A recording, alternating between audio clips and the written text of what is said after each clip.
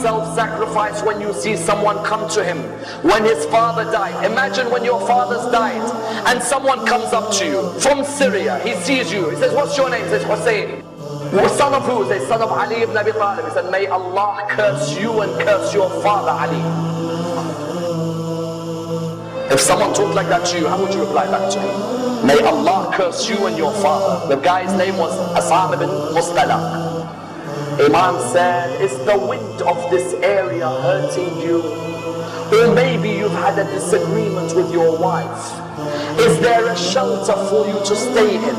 Or has no one provided you with clothing? Please come and stay with my house if you are a stranger in this area. Wallah, that person began to cry. He said, Aba Abdullah, I cursed your father in front of you. And this is the way you reply back to me by making your house available for you? He said, this is the family of Rasulullah and the way we treat people.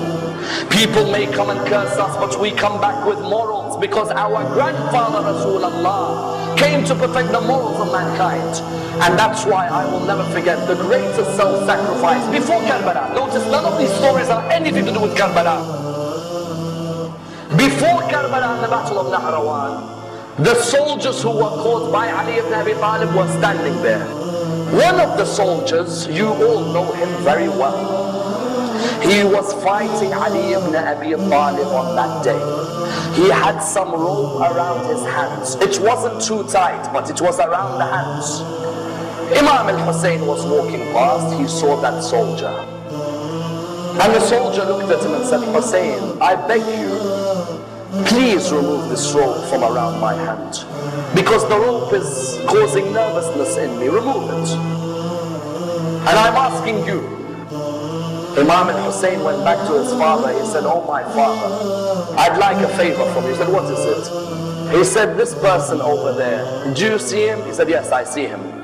He said, he says to me, the rope is tight around his hand. Even though you will never put a tight rope, but it seems to have been hurting him. And he asked me to remove it. Oh my father, do you allow me?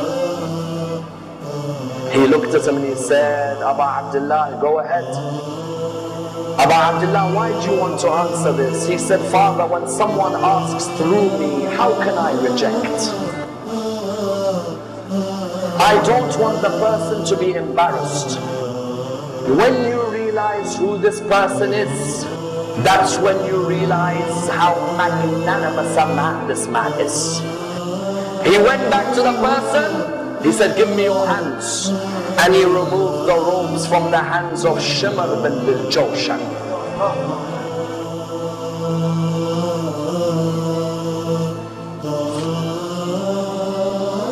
Tell me, which mercy did he show to you when he sat on your chest on the afternoon in Karbala?